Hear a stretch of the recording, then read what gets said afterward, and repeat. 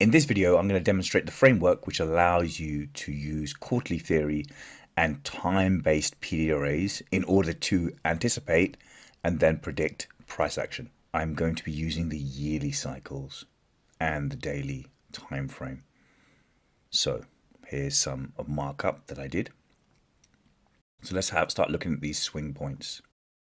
So Q1, Q2, Q3, Q4. So this swing happened in Q4. So what we have to do is we have to find PDRAs that are in the matching quarter. So the previous Q4. Okay, so there's no price. So when price was here, there's no price action here in Q4. Okay, this is the high. Okay, this green line you can assume is the high. Okay, there's no price action in this Q4. There's none in this Q4, so we have to go back to this Q4. Now let's zoom in and see what we have here. This is the end of Q4. This is the beginning. And we have a daily balanced price range. And this is the consequent encroachment of that daily balanced price range. So you'll see the reaction was here, right below consequent encroachment. Okay. More examples. This swing point here was in Q1. We go back to the previous Q1. Let me just mark it out. This is the previous Q1. This is the end of the Q1. This is the beginning. This is your balanced price range. This was the high.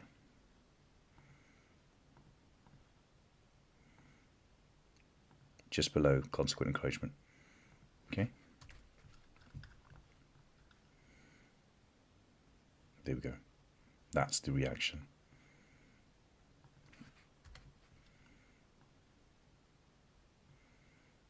Okay, what else do we have?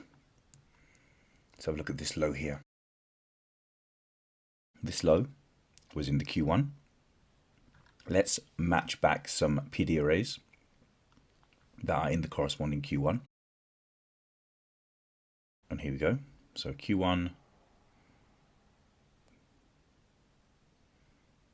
and it was this fair value gap, which became a balanced price range. This is the consequent encroachment,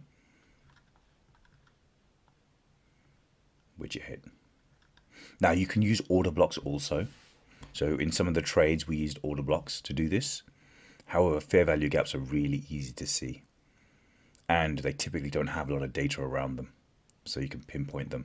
So in this way, you can start anticipating where the swing points will be. Right, so we had one here. So this was a fair value gap in the Q1, and we initially had a rejection here. Then we went for it. Okay, so what are we anticipating? What could slow down price action? So we're in Q1. It's a bit messy, this price action. So you have all these order blocks, which are hard to kind of decipher, but at least you have a framework on how to use it. Now, for the golden bullet, is what has been working quite well. If we go down to something like the 5-minute, we want a time-based PDRA that's going to hold for at least a session, ideally a day. So you might want to look at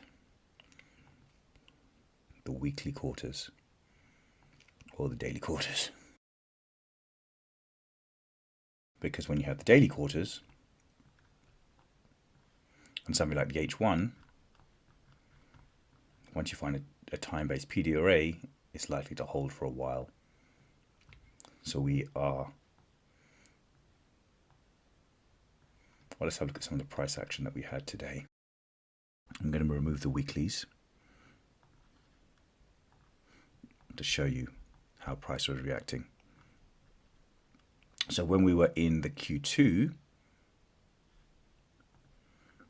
we rejected off of this H1OB, which is also in the Q2. See?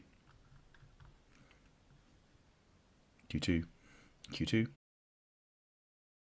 And then when we moved to the Q3, okay, why did we have rejection? Because this Q3 was in a balanced price range. Okay. Now what do we have in the blue in the Q4? Okay.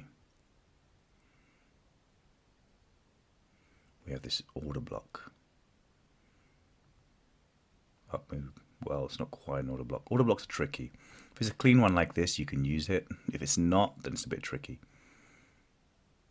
But you can start applying this.